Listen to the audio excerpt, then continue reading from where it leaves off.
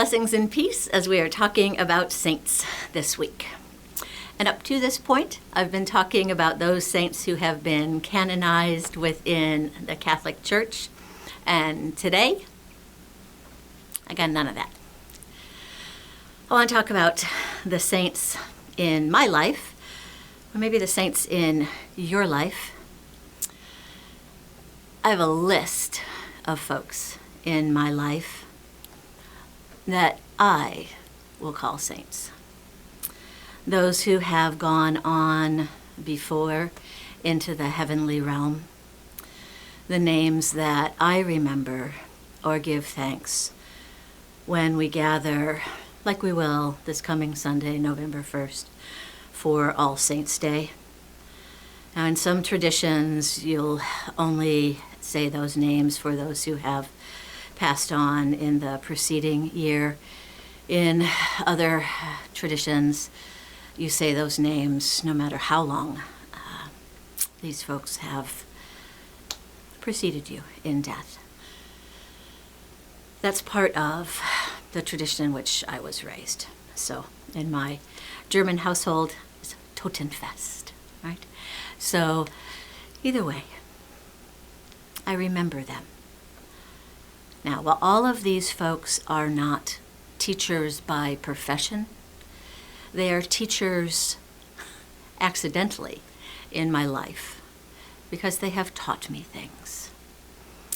So the educators in my life who sparked a love of learning, or those in the church who somehow inspired something, still taught me things.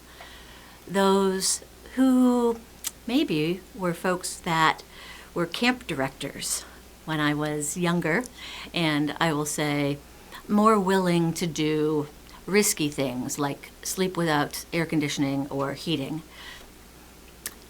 They taught me things. In my entire life, I have been filled with some of the greatest teachers.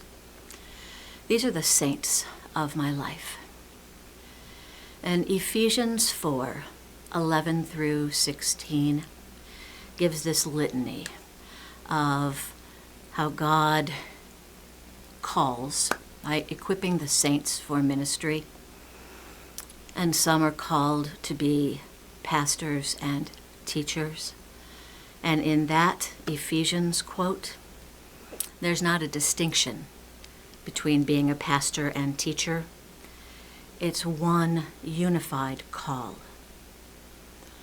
For those in my life, whether it has been my dad or my grandmother, my 6th grade teacher, my guitar teacher, a vocal teacher, my drama teacher, my history teacher, my photography teacher, I keep going, right? If it has been, and please, you fill in the blank, because you've had these saints too.